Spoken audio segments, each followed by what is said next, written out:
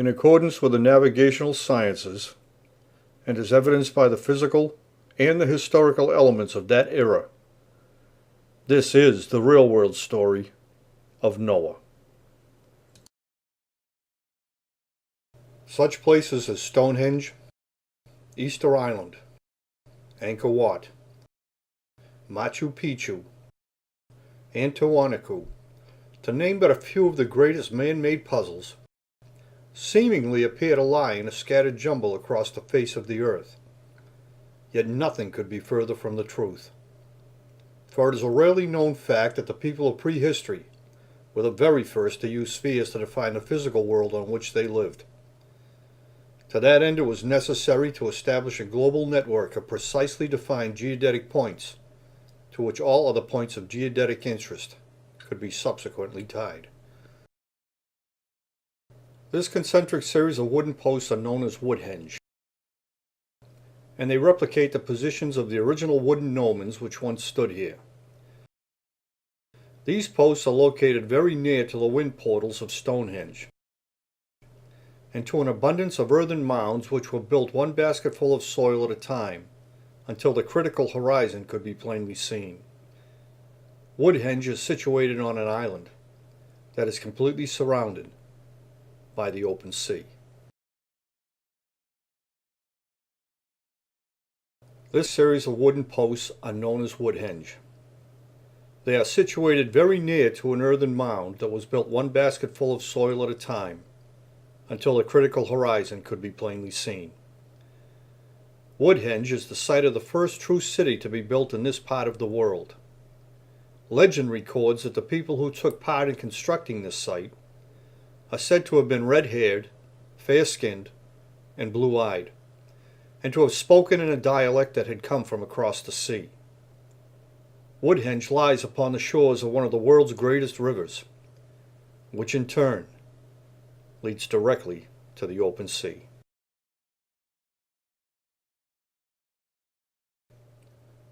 The ruins of prehistoric Tiwanaku are located very near to the world's highest and largest lake. The watercraft that are still made here are created from hollow reeds in the exact same way as the ships which plied the ancient waters of Easter Island, the Indus River Valley, Angkor Wat, and Egypt, half a world away. The massive stones used to build Tiwanaku, and the complex manner in which they were so painstakingly fastened and interlocked together, is identical in every way to the manner in which Stonehenge was built. This is among the several reasons why Tiwanaku is still called the rectangular Stonehenge. The ancient artifacts found at Tiwanaku are an exact match to those which are found in abundance at Woodhenge. The ancient variant name for Tiwanaku is Taikapala, the stones that stand in reference to the center. Each of these 3 points lies with exact geodetic precision upon this single line, whose diameter is equal to exactly 1/4 of the world's circumference. In addition, the wooden gnomons placed along its course were purposely erected so as to cast a 45-degree shadow at each respective location at exactly the same moment, and by doing so memorialize their ability to measure the breadth of the Earth's surface by employing their keenly gained knowledge of precise geodetic planning.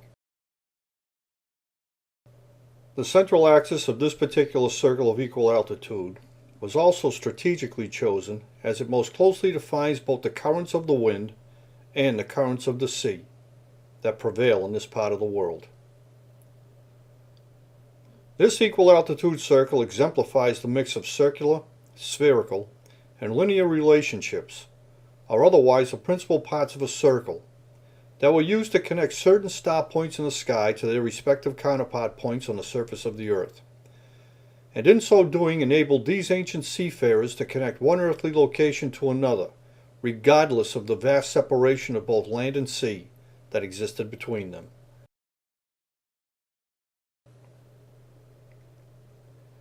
Critical circular lines such as these are known to navigators as circles of position, their centers as geographical positions, and the principal parts of the circle which they produce are known as critical lines of position.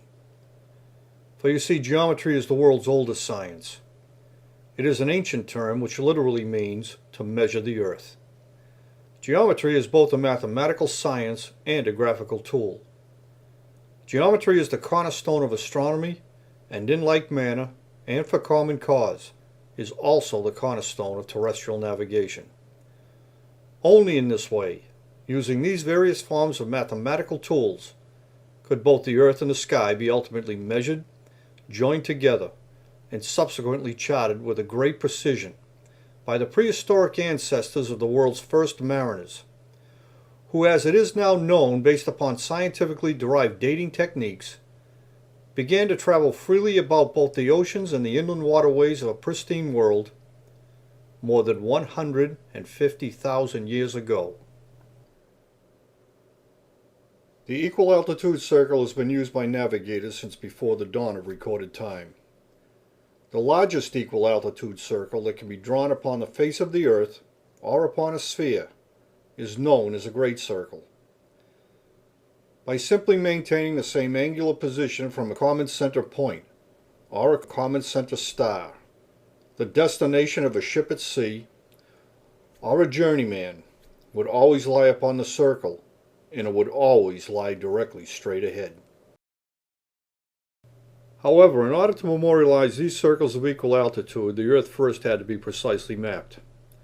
To achieve this goal, certain key points were set out across the face of the Earth to which all other great circles and circles of equal altitude would be subsequently tied.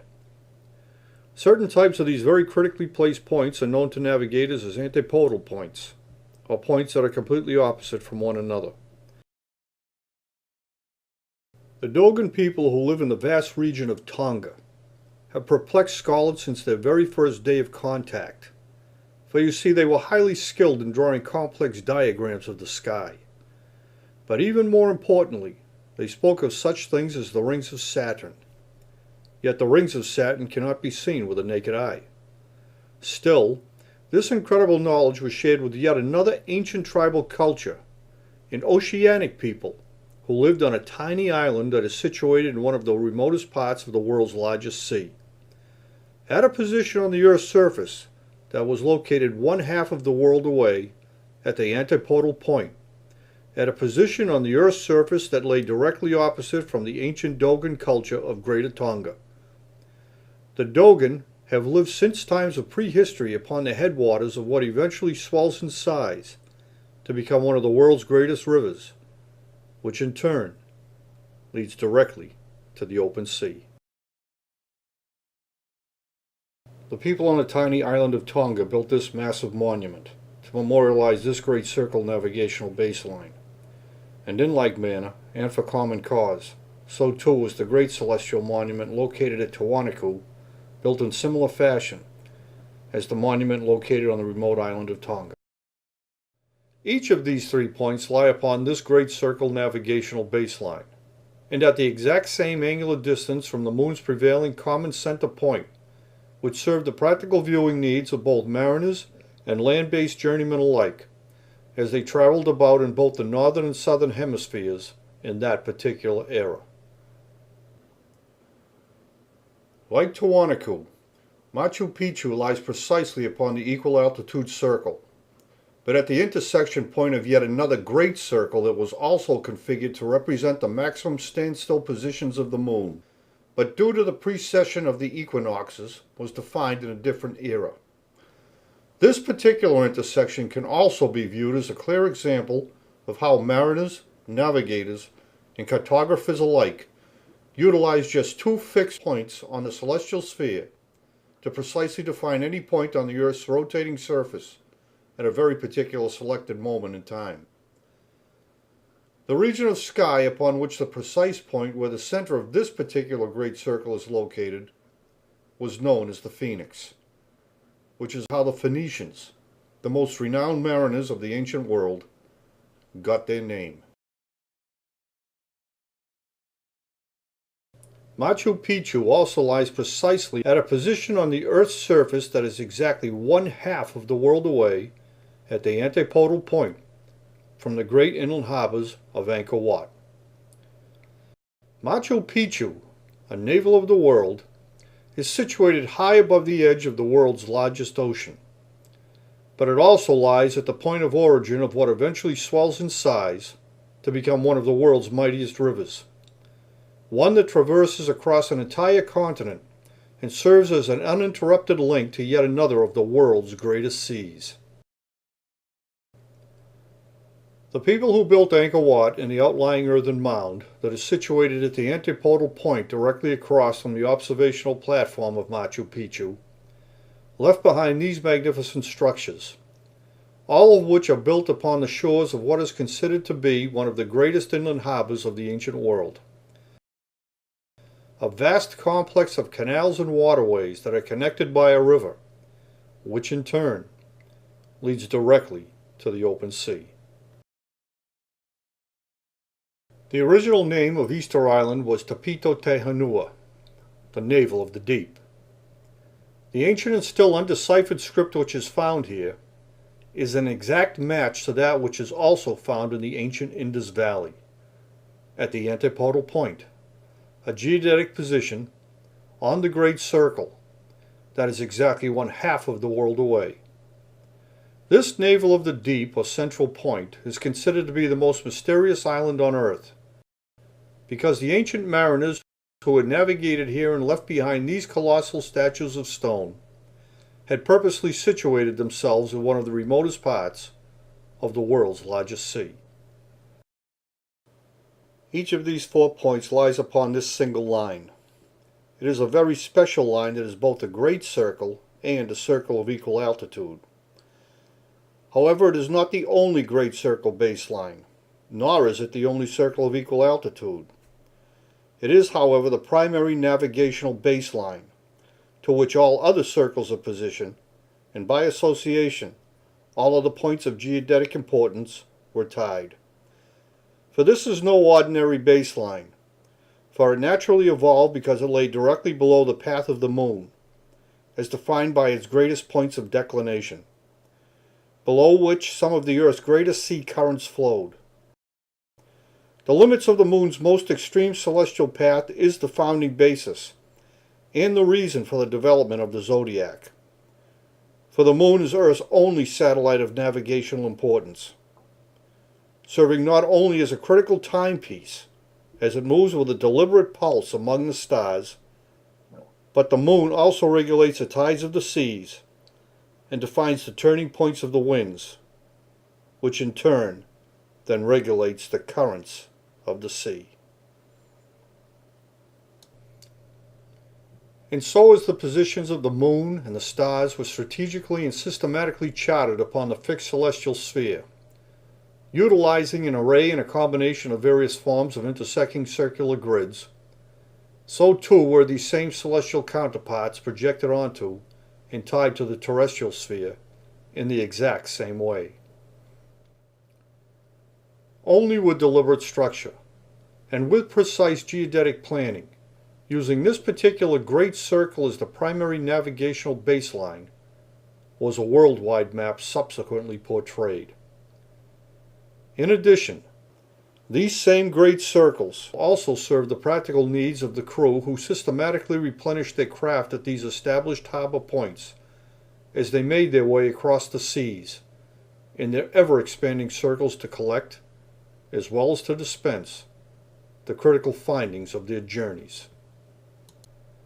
The evidence of these travels in the many circles of equal altitude that was subsequently developed and tied to it by these very same people who both founded and perfected the science of astronomy and celestial navigation is as indisputable and precise as the navigational means, the navigational methods, and the physical and human evidence which support it. But even more remarkable than this is the ultimate realization that the placement of such a network of central points, or so-called navels, could only have been achieved after many thousands of years of observations had been collected, processed, and then ultimately shared on a worldwide basis. Thus is how both the earth and the sky were joined together by this mysterious worldwide community, who not only founded and perfected the sciences of astronomy and celestial navigation, but who also moved freely about the earth to establish their indelible and undeniable monuments along the shores of inland and ocean waterways, so that it would one day lead to this ultimate understanding. This is the greatest testimony of their achievements. This one particular circle of equal altitude is known as a great circle. It is by definition, as well as by inspection, the most monumental sea route in the world. And perhaps it is just a single line, but in truth, it is still merely the beginning of what will one day be the greatest story that will ever be told.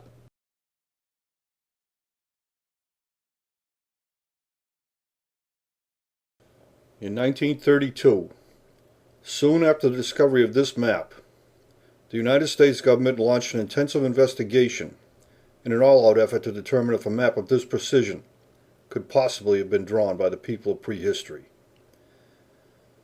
This particular map, which fell into the possession of Admiral Perry Reyes, a man who had spent his entire life sailing the inland and ocean waterways of Egypt 500 years ago, contained several notes made by his hand that he had written along the edge of this map.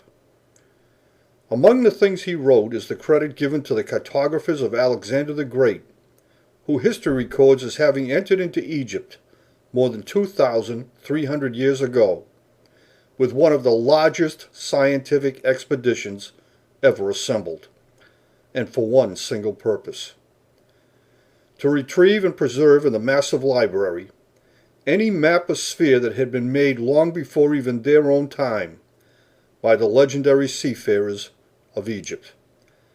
Cartographic treasures purportedly made by a worldwide seafaring community that was ancient even to him.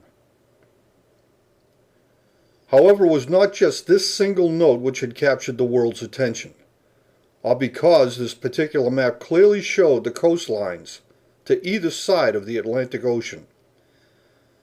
But even more importantly, it was because of the information contained in yet another marginal note written by Admiral Perry Reyes, who had simply stated that one of his contemporaries, an incorrigible man, had just recently used a copy of this very same map to find his way across the open sea, and who had indeed made landfall on an opposite shore. Admiral Perry Reyes identified this man as Christopher Columbus. When Christopher Columbus sailed into the harbors of the so-called New World for the very first time, he was not surprised when his ships were intercepted at sea by a single sleek and fast-moving vessel that held more than 100 people, even though each one of his own ships, which had just crossed the ocean, only held slightly more than 30 men each.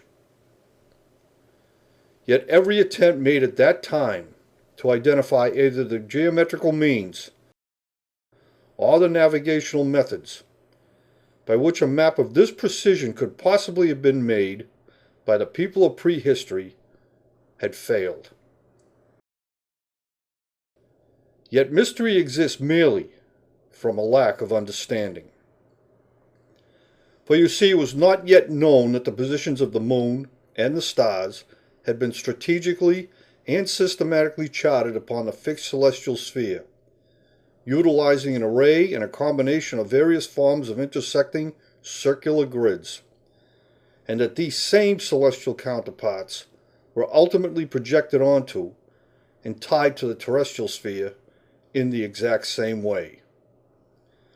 This is how both the earth and the sky were joined together by this mysterious worldwide community, who not only founded and perfected the science of astronomy and celestial navigation, but who also moved freely about the earth to establish their indelible and undeniable monuments along the shores of inland and ocean waterways, so that it would one day lead to this ultimate understanding. This is the greatest testimony of their achievements.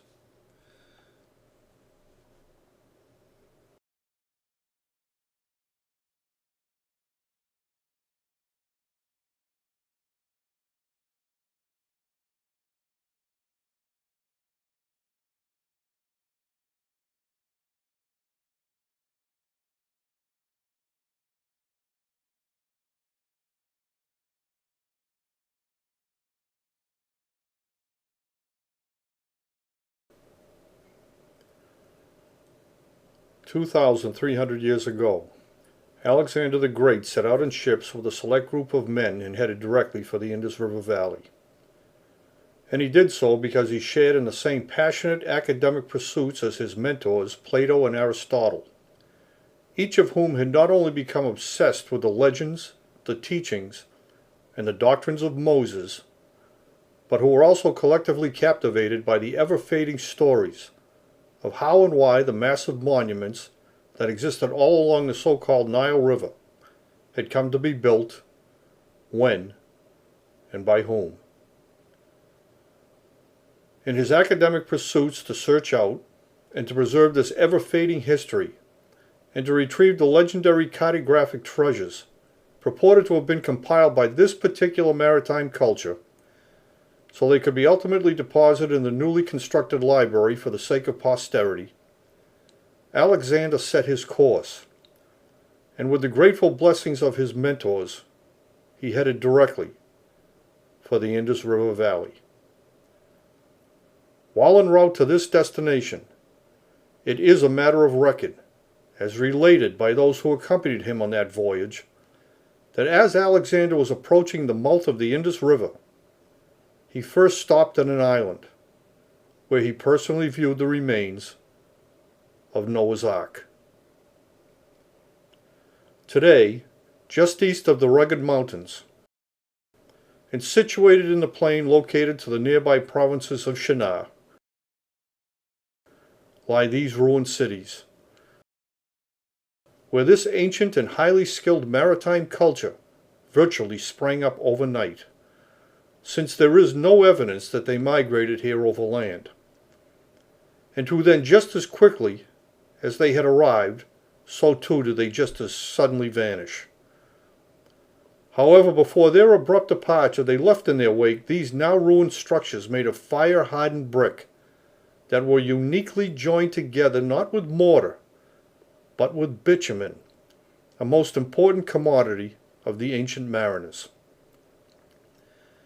These fire-hardened bricks, joined together with bitumen, was the manner in which they built their cities, and this towering monument, which they intentionally left behind as a legacy of their greater plan, just before they separated, and then seemingly vanished without a trace.